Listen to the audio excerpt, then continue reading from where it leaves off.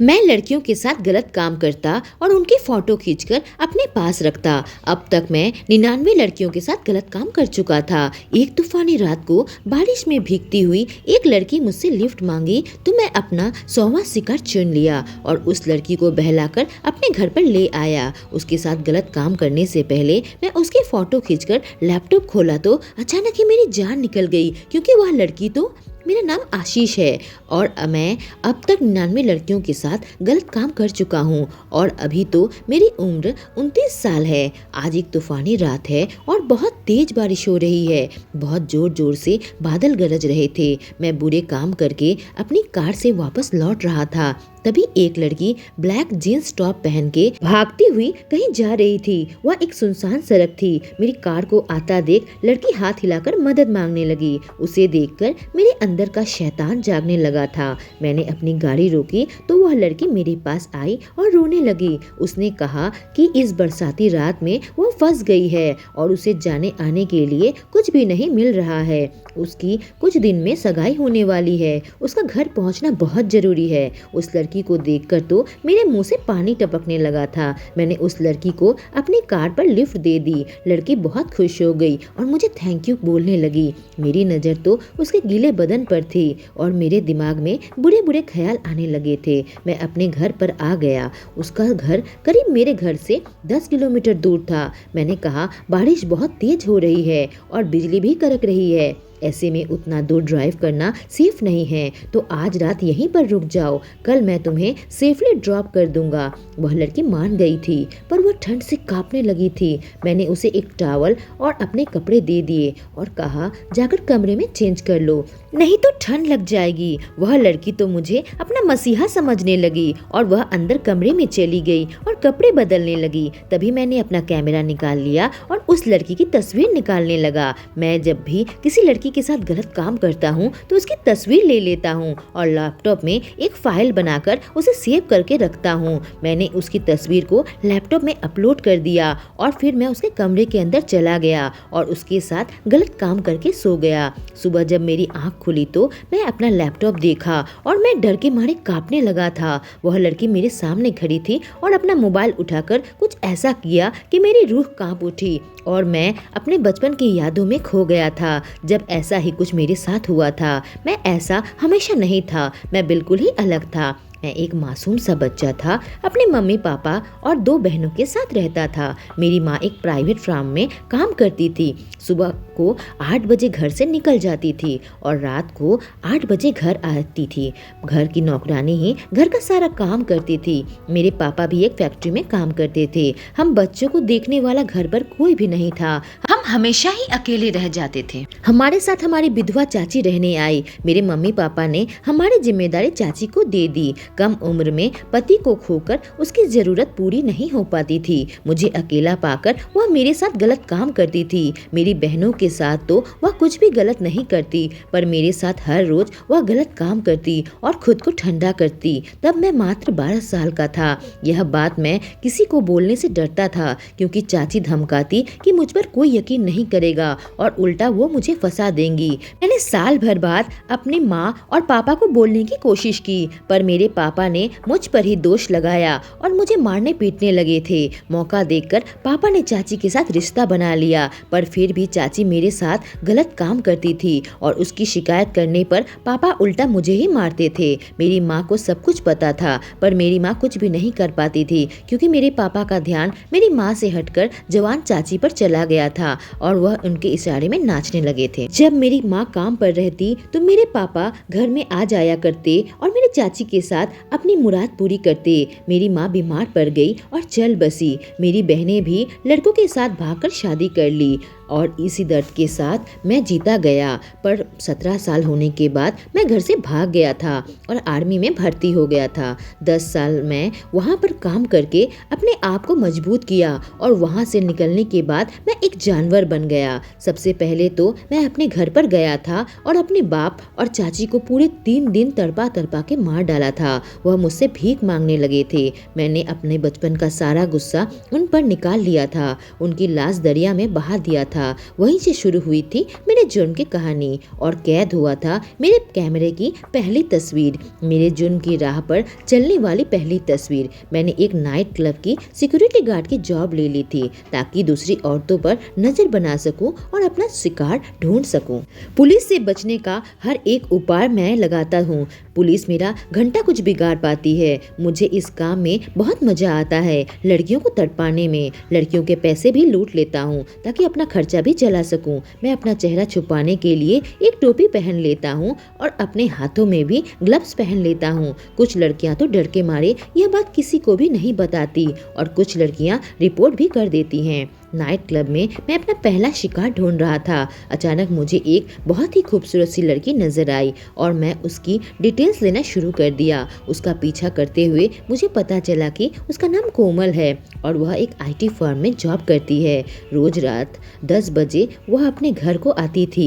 अब मैं मौके की तलाश करने लगा था। एक दिन वह लड़की क्लब से निकली और शायद नशे में थी। जैसे ही वो अपने घर पर पहुंची तो मौके का फायदा उठाकर मैं भी उसके पीछे पीछे घुस गया। मुझे देखते ही वह काफी डर गई थी और मैंने अपनी गन निकाल ली और उससे कहा कि अगर तुम चिल्लाने की कोशिश की तो मैं तुम्हें गोली मार दूंगा।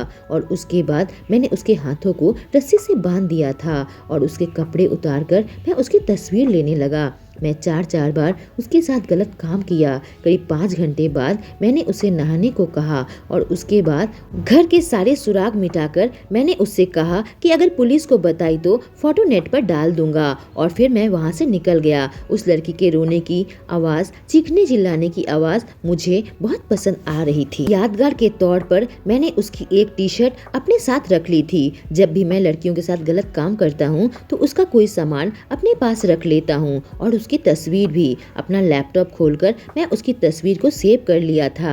मेरे लैपटॉप में हजारों लड़कियों की फाइल है पर अब तक मैं 99 लड़कियों के साथ गलत काम कर चुका हूँ। ऐसी भी बहुत सारी लड़कियां हैं जिसके साथ गलत काम करने का मौका मुझे नहीं मिला। 6 महीने पहले मुझे एक लड़की मिली थी, निकिता, जिसके घर पर मैं घुस गया था पर वह इतना ज्यादा डर गई थी कि अपनी बालकनी से कूद गई थी। उसने अपनी इज्जत तो बचा ली थी पर उसके हाथ पैर टूट गए थे। न जाने ऐसी कितनी औरतें हैं जिनके साथ मैं यह सब काम कर चुका हूँ। 60 साल से लेकर 12 साल की लड़कियाँ। अपना शिकार चुनते वक्त मैं उनकी उम्र नहीं देखता बल्कि उन लड़कियों को चुनता हूँ जो अकेली रहती है और किसी वजह से परेशान रहती है। कमजोर लोगों को मैं अपना शिकार बनाता हूँ। पर अभी कुछ महीने पहले ही एक लड़की पर मेरा दिल आ गया था। मैं उसकी बातों में खो सा गया था पर उस लड़की की शादी होने वाली थी और वह अपने मंगेतर से शादी नहीं करना चाहती थी। अपने परिवार से काफी परेशान रहती थी। उसके पापा भी बहुत गुस्सा करते थे और उसे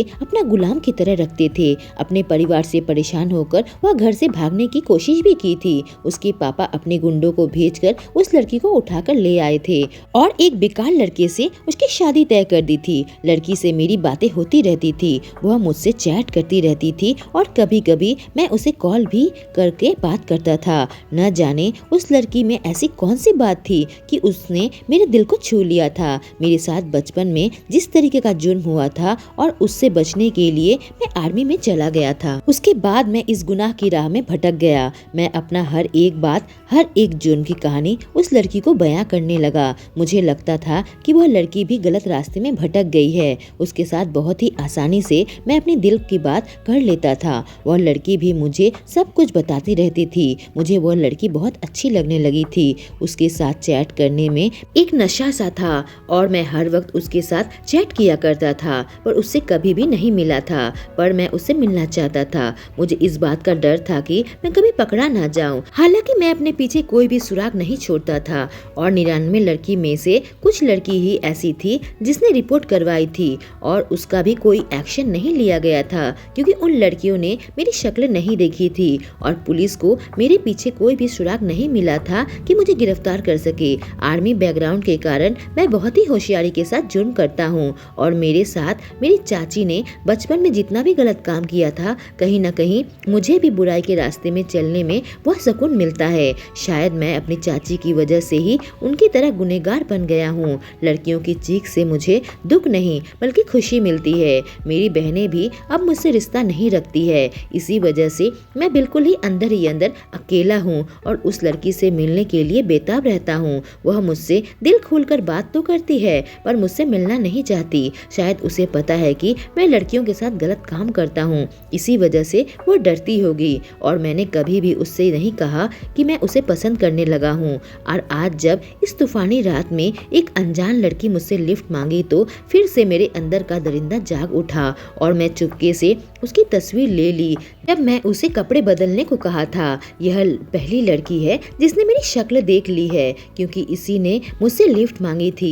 इसी वजह से मैं सारी तस्वीरें अपने लैपटॉप में सेव करके उसके कमरे के अंदर गया। उसके बाल अभी भी गीले थे और वह बहुत ही खूबसूरत लग रही थी। उसने कहा मुझे भूख लगी है, कहकर वह मेरे साथ किचन पर चली गई और कुछ खाना बनाने लगी। मेरे साथ ही उसने गर्मा गर्म चाय बना ली थी। मुझे लगा कितनी बेवकूफ औरत है, मैं उसके साथ गलत काम करने वाला हूँ और यह लड़की तो मुझे खाना बनाकर खिला रही है। अचानक मेरे दिमाग में आया कि इस लड़की ने तो मेरा घर भी देख लिया है और मुझे अंदर ही अंदर घबराहट सी होने लगी थी कि लड़की के साथ कुछ गलत करूं और पुलिस को रिपोर्ट कर दी तो। फिर उसने मुझे खाना खिलाया, उसे मैं अपने कमरे में लेकर चला आया और उसके बाद मुझे कुछ भी याद नहीं है। रात में वह मेरे पास थी, बस मुझे इतना याद है। जब मेरी सुबह आँख खुली तो मैं जल्दी से अपने लैपटॉप के पास गया ताकि अपनी जो भी जुर्म की तस्वीर मैंने ली है उसे देख सकूं। पर जब मैं लैपटॉप खोला तो वह पूरा खाली था, उसमें कोई भी डेटा नहीं था।